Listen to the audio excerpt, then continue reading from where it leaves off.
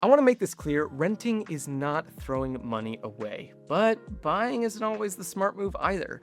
The honest answer depends on where you live, how long you're staying, a myriad of other factors. The story that one is always better than the other, that's just not how it works. Today, we're running the actual numbers to help set you up for financial success. A quick heads up, I have put affiliate links in the description for everything we're covering. If you use them, I do earn a commission at no extra cost to you, which helps support the channel. Okay, let's start with that first thing. Renting is lighting cash on fire. You probably heard it 1,000 times, probably from someone who owns a home. And it sounds intuitive, right? You're paying every month and you end up with nothing to show for it. But owning a home ain't cheap either, in ways that sure as hell don't build equity. For one, obviously, if you got PMI, that's vanishing into the ether. But your normal mortgage, especially in the first few years, is basically just interest. Like, you're not paying down the principal almost at all. Then you got property taxes and insurance and maintenance.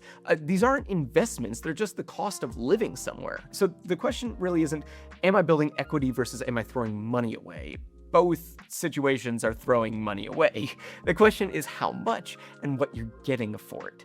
There's actually a really clean way to figure this out for basically any market. It's called the 5% rule, and it works like this. Take the price of the home you're considering, multiply it by 5%, and divide by 12. That number is your monthly break even. If you can rent a comparable place for less than that, renting is mathematically the better financial move. As long as you're actually doing something with the money you're saving, we'll get there. On a, say, $400,000 home, that's about $1,700 a month. If you can rent something comparable for $1,400, you're better off going that way. If rent is $2,400, buying starts to look a little better. Let me throw another number at you, the price to rent ratio. Take the median home price in whatever market you're looking at, then divide that by what you'd pay annually to rent something comparable. Below 15, buying definitely the right choice. Between 15 and 20, it's a gray zone. Above 20, stick to renting. Just for context, a city like San Francisco sitting well above 25 right now. Buying there is not a financial decision, it's a flex. A more mid-tier market like, let's say, Columbus, Ohio, that's sitting closer to 15. Totally different world.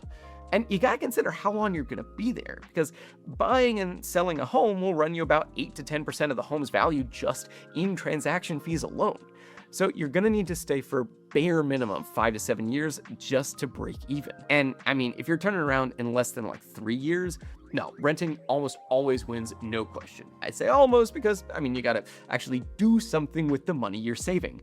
If that extra few $100 a month is going toward DoorDash and yet another streaming subscription, ain't nothing in this video gonna do to help you out. A homeowner builds equity every month, whether they feel like it or not. The renter has to make that choice themselves.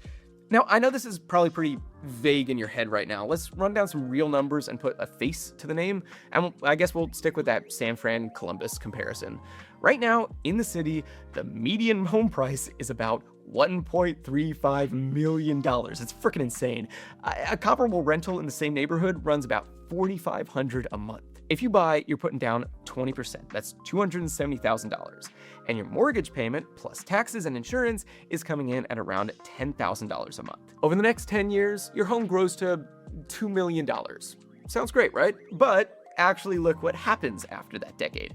After selling costs and paying down a mortgage of 6.5% for 10 years, you've still got about $915,000 left on that loan.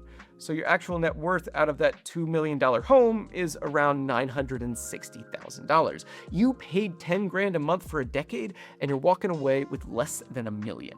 The renter takes that 270 and puts it in the market instead, plus every month they're paying $4,500 in rent instead of $10,000 and investing that difference too. That part's important. A decade on with reliable conservative funds, that portfolio is sitting at closer to $1.6, $1.7 million. And this is liquid, accessible. There's no mortgage or selling costs. The renter has beat the buyer by over $700,000. In San Francisco, renting isn't throwing money away, but buying might be. In Columbus, the median home is about $350,000, and a comparable rental goes for something like $2,200 a month. Buyer puts, say, 10% down. That's 35 grand. And a decade later, the home's worth $520. The renter will invest that $35K and their monthly difference. 10 years later, the buyer is netting somewhere around 220 grand, the renter closer to 205. So yeah, the buyer wins, but only by like $15,000 over an entire decade. Like, even in a balanced market, buying doesn't necessarily make you rich, it just will keep you slightly ahead. And even then, it's just because rent always goes up. That $2,200 today is going to be something like $3,200 in 10 years. What you pay on the mortgage is going to broadly be the same year after year. Maybe some tax increases. Though if you bought a few years back when rates were in the like threes, well, that's a different story entirely. You're sitting pretty, probably even better than you realize. That is a fraction of what someone buying today is paying on the same house. And because home values went absolutely nuts in the last 5 or 6 years, there's a decent chance you're sitting on $150,000, $200,000, maybe more in equity already. But being equity rich don't mean you're cash rich. I'll speak for myself. I bought at 3.25% back in 2021. Then I lost my job a couple of years ago, and I've kind of been skirting the red on my bank account ever since. And inflation has not been kind to any of us. That equity is just sitting there in the walls, completely inaccessible. So what do? Well, you might be thinking like cash out refi, but I'm begging you, if you have a 3% mortgage, don't do this. You'll be giving up that rate forever. We're pricing your entire loan balance at today's 6.5%. On a $300,000 remaining balance, that's potentially hundreds of thousands of dollars in extra interest over the lifetime of the whole loan. Just to get your hands on some cash today. It's a terrible choice. Please don't. You could go for a HELOC, okay? Borrow against the equity, keep your mortgage untouched. If you can qualify and you can stomach a variable rate, it's a solid move. But it does add a monthly payment to your life, and if your DTI is already in the toilet, the bank might not be all that excited about it either. Or there's something called a home equity investment. It's a bit of a newer option, but this is actually what I ended up doing, where instead of taking on new debt, you sell a slice of your home's future appreciation to an investor. They hand you a lump sum today, and when you eventually sell or settle up, they take a cut of whatever the home grew in value since you signed. So there's no monthly payment, and it doesn't touch your mortgage. A pretty good combo, I'd say. Plus, since it's not a loan, nobody's banging on your door asking for income or running a DTI check. If that does sound like something you'd want to look into a bit more, I'll leave an affiliate link for the company I personally used, Point, down below. It's a super easy way to support the channel, and besides, the deal's going to be the same either way, so no skin off your back. Now, there are a few companies doing this, but the reason I went with Point specifically is the term is 30 years, where a lot of others will give you 10. And when your budget is already tight enough that you're shopping at Aldi, well, personally, I'd rather give myself till I'm in my 60s to iron everything out. They do also actually cap how much you can make off your appreciation. Like, if your neighborhood keeps running hot, and a lot of them have, their payout hits a hard ceiling and the rest stays yours. The process is pretty simple. You gotta pre-qualify online. It literally takes a minute, won't touch your credit. Then they'll send out an independent appraiser just to make sure everything is accurate.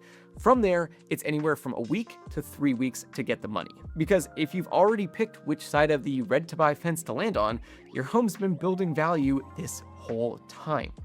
Might as well use it. And if you haven't yet, the main lesson here is that there's no universal answer. In San Francisco, the renter with discipline walks away with $700,000 extra dollars. In Columbus, the buyer wins by about 15. If you live in a super expensive area and you feel behind the curve, right?